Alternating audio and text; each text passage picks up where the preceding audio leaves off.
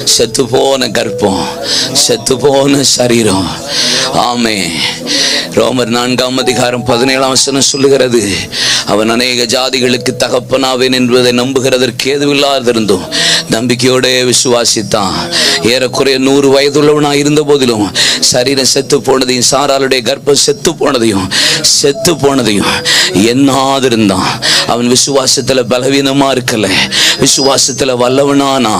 வாக்குத்தத்தம் பண்ணினதை நிறைவேற்ற வல்லவர் என்று முழு நிச்சயமாய் எண்ணி அவன் வாக்குத்தத்தத்துல அதை சுதந்தரித்துக் கொண்டான். செத்து போனதெல்லாம் என்னதெல்லாம் செத்து போச்சு பாச. உங்க வாழ்க்கையில ஊழியத்துல எதெல்லாம் செத்து போச்சு பாச. ஓ, செத்து போச்சா? ஊழியம் செத்த நிலைமையில இருக்கா? ஓ, ஊழியம் இன்னும் உயிர்ப்பிக்கப்படலையா?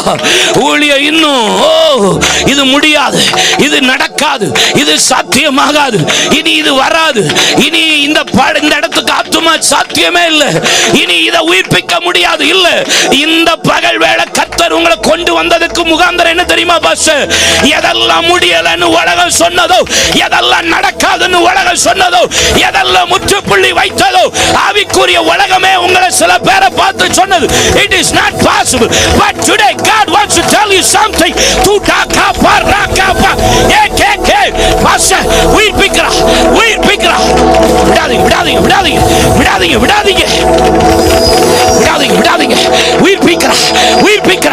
உயிர்ப்பிக்கிறா. ஓ லா தா தா கப்பா லா தா தா பாஸ்டர்.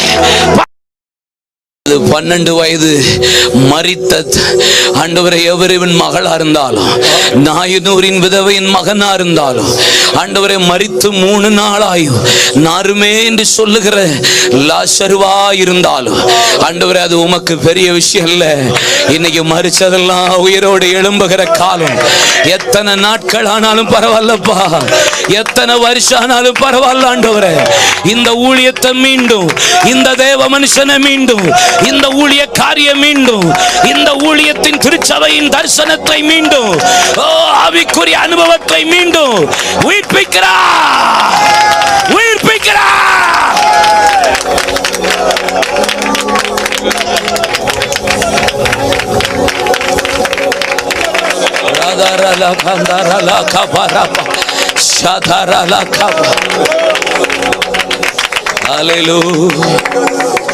ஹல்லேலூயா. ஆமென். ரெண்டு காரியம் மாத்திரம் வேகமா சொல்லி நம்ம ஜெபிப்போம். கர்த்தர் நல்லவர். உட்கார முடியுமா? பிரைஸ்